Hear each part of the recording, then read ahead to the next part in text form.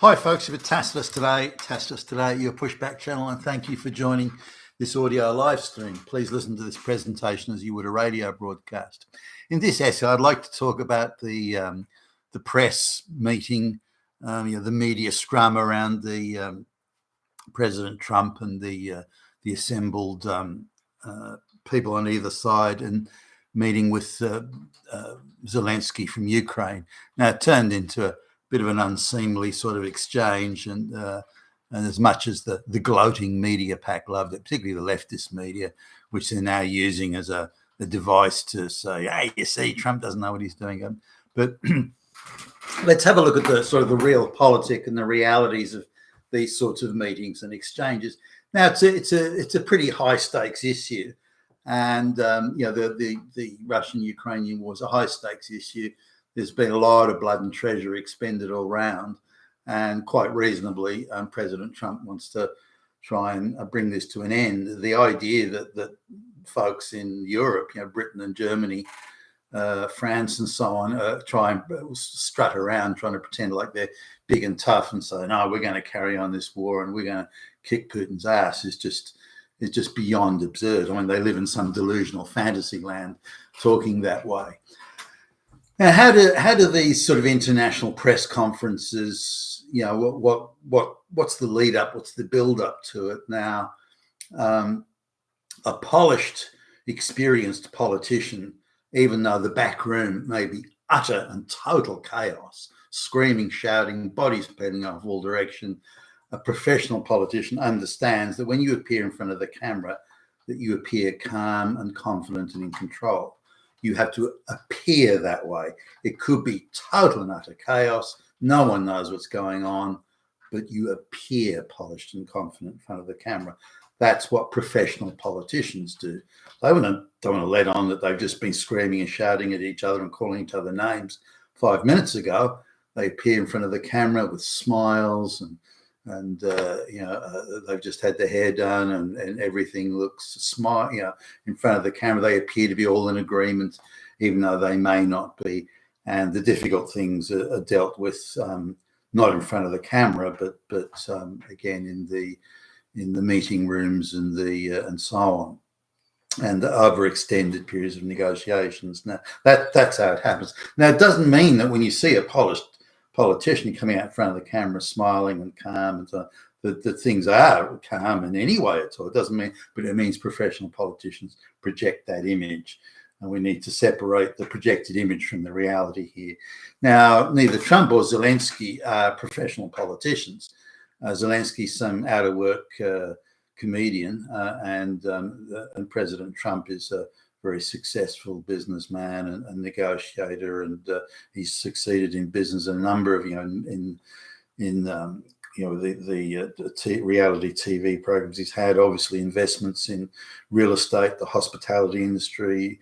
He's done very well in his own right, and is more recently become a politician. And he's got that straightforward, realistic, direct way of talking that a businessman or someone who's come from that background, he's not a professional politician.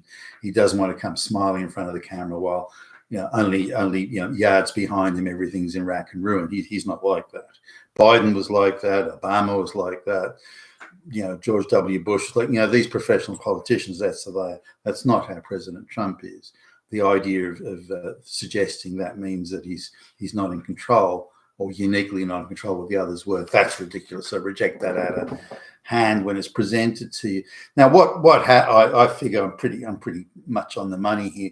What happened is they had the meetings in the back room.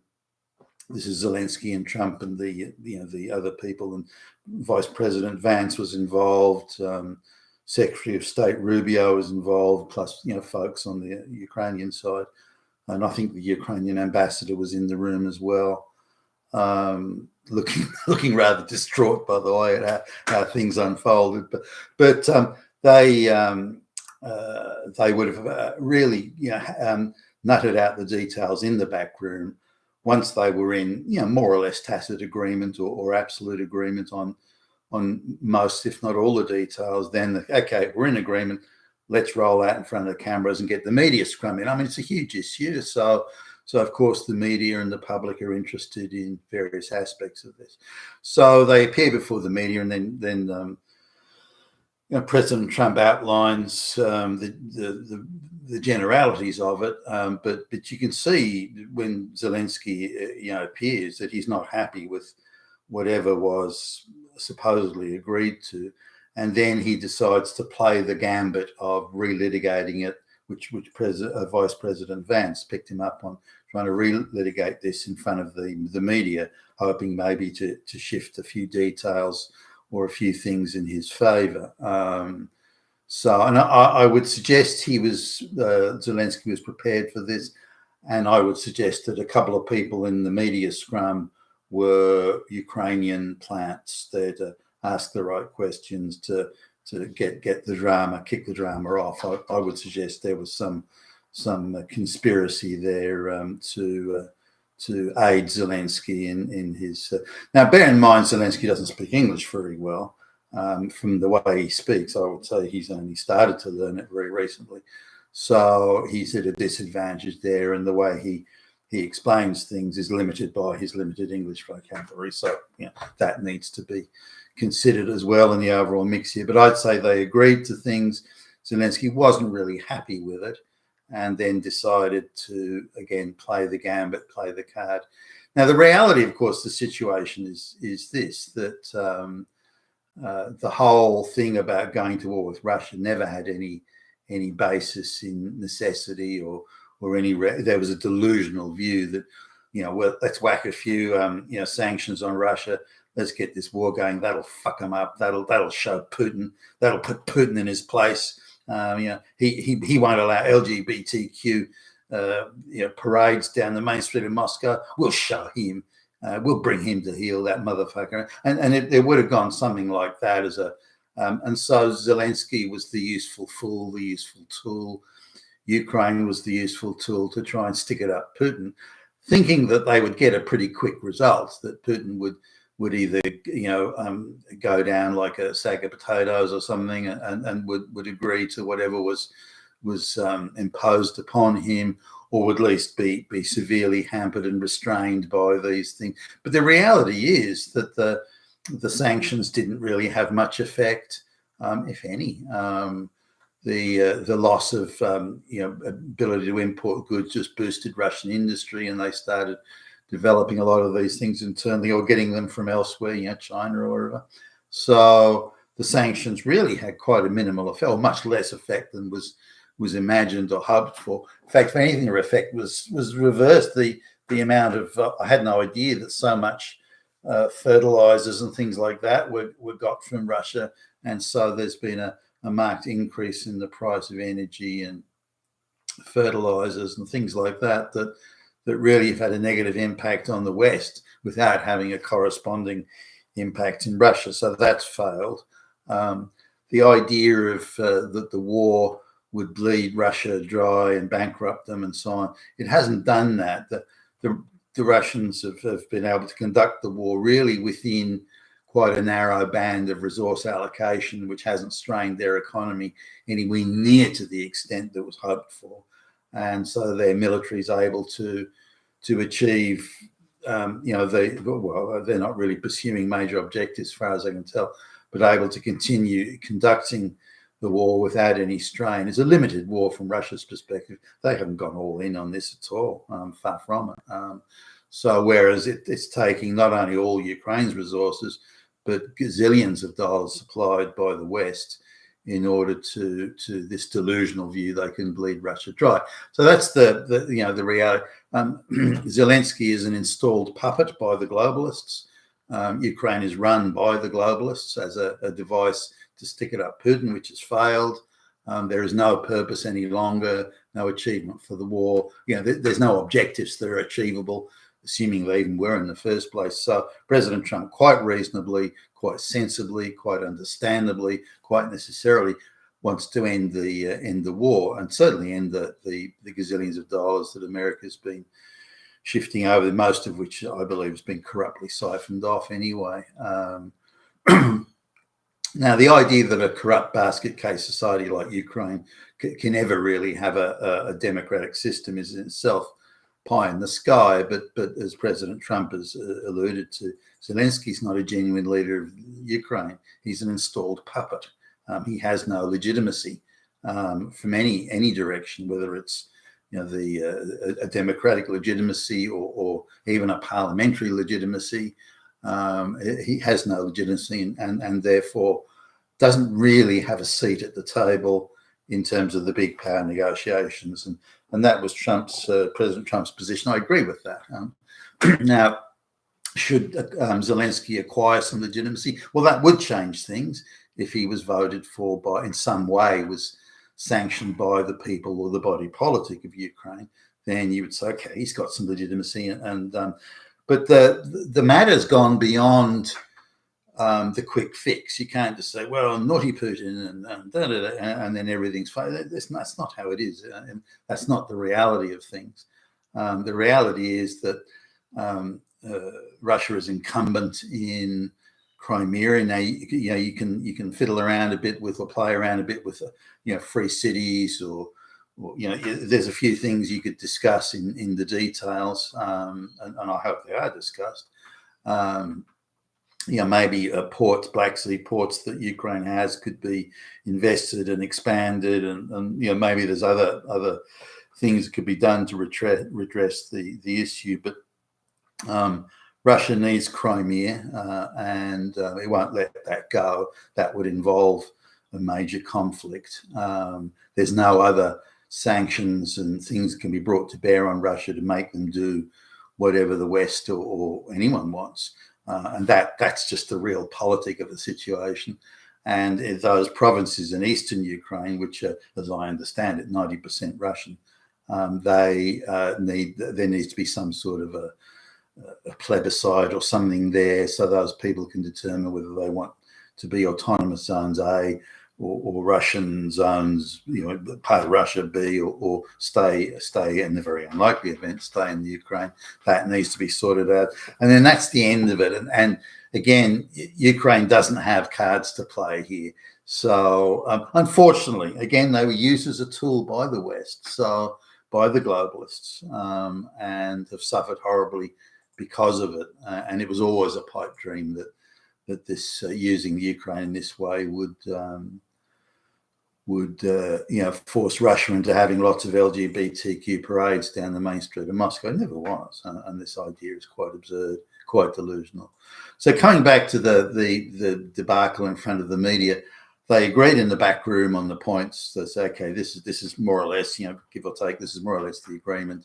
So we're going to go out there and say that the war's ending and we're in agreement, and that Zelensky decided again to, and I don't know who put him up to this.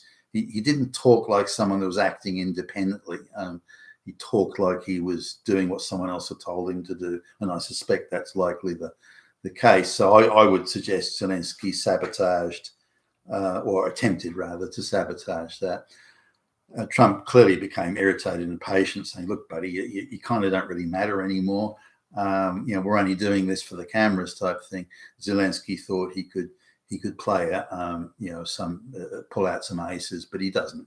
He's not in that position, and he's been deluded into thinking he is by, Biden and the idiots around Biden saying that he was a modern day Winston Churchill. What a fucking joke! I mean, seriously. I mean, that's part of this mad delusion that's been going on. So that's what happened. So Zelensky, that turned into something quite unruly. Vice President Vance reminded Zelensky, look, do we really want to discuss this or litigate this? I think were the vice president's words. Do we want to litigate this in front of the camera? Now, Vance came across as quite polished. Remember, he's, in terms of professional politics, he's much more of the professional politician than the other two. And his sort of calm, smiling demeanor was more what you would expect from a professional politician in such a situation. Whereas, again, President Trump and Zelensky were, as not being professional politicians, were far more likely to speak with a directness that you wouldn't find elsewhere, which added to the confrontational, dramatic overtone of that press meeting. The questions that the media asked were fucking pathetic. I can't believe the media, on such a momentous issue, and all they can do is ask dumbass, childish gotcha questions. It's beyond my comprehension. Are they instructed to do that? So I've got quite a bit of personal experience at this type, not in international politics, but in international type business meetings where we're all going to the meeting, but it's a meeting that involves a number of parties, so we don't want it to turn into an unseemly brawl. And so we agree on the main points, at least, if not the whole thing, before we go into the meeting or think we're in agreement. And I've gone into numerous meetings where everyone's been solemnly nodding their heads. Yeah, we're all on board with you, Billy Bob, or that type of thing. And then the meeting starts, and someone says, "Well, I don't like any of this. It's I don't know why Billy Bob's full of shit, and what I think is such and such and so, and just as everybody sort of turns and looks, go, what? 5 minutes ago you were in complete agreement with everything. Now you're talking about that it's all wrong and everyone else is a dirty, rotten, no good so and so. I mean, what, are you kidding me?" And I've been in meetings where I've said to people, "Well, you agreed with this 5 minutes ago. Why, if you had a problem with it, why didn't you say so then?" "Oh, I never agreed to it. Oh, you're just saying that." And the lies and the somersaulting. Now, to people that do it, if they hold aces, you have to kind of navigate and negotiate around them. If they don't hold any aces, then you say, "Hey, look, Jimmy Jack, we're in agreement with this, and I'm going to have to ask you to leave the meeting now if this is the way you feel. But if you don't hold the aces, or they hold some aces, then you can't really do that." But in the end, as I understand it, President Trump sort of told Zelensky, "Look, you kind of don't matter anymore. We're just using, your only benefit now is the cosmetic benefit. Other than that, there isn't any. By the way, can you leave the White House?" Yeah. So I think that's really what went on. But in meetings of all sorts, you often get people will try something on at the meeting, thinking that because there's everyone in the room that they can somehow get some leverage and use it to somehow advantage or disadvantage, or maybe they're controlled by another group who wants to neutralize this or that person in the meeting, and this sort of thing. And again, you can turn up for meetings thinking it's all agreed, and I've been caught by this a few times over the years. You turn up for the meeting and someone they've got a pre-prepared, pre-scripted attack that they launch on you or someone else in the room, and obviously it's all choreographed, and there's a number of people in on the thing, or there's one person that they want to neutralize. Everyone else is quietly and secretly in agreement, and they just pile onto the one person who looks absolutely stunned in disbelief at what's going on. So these sort of things happen all the time, and just because people that have are in positions of great power, Zelensky as an example, doesn't mean they're actually the ones calling the shots. They can be the stooges or tools or flunkies controlled by another party, which is clearly the case with Zelensky. So that's an overview of the thing there. It looks much worse than it actually is, and I think if I was President Trump, I would have shut it down sort of straight away. But in the end, he showed his irritation and impatience with Zelensky. But this debacle will be used by the media to try and cast President Trump in a negative light, which they're already doing. But I would argue that they had an agreement. They came out in front of the cameras, and then Zelensky reneged on that deal or attempted to subvert it in some way to what he thought may have been to his or to the advantage of his controllers. You've been fantastic today at the Pushback channel, and thank you for listening.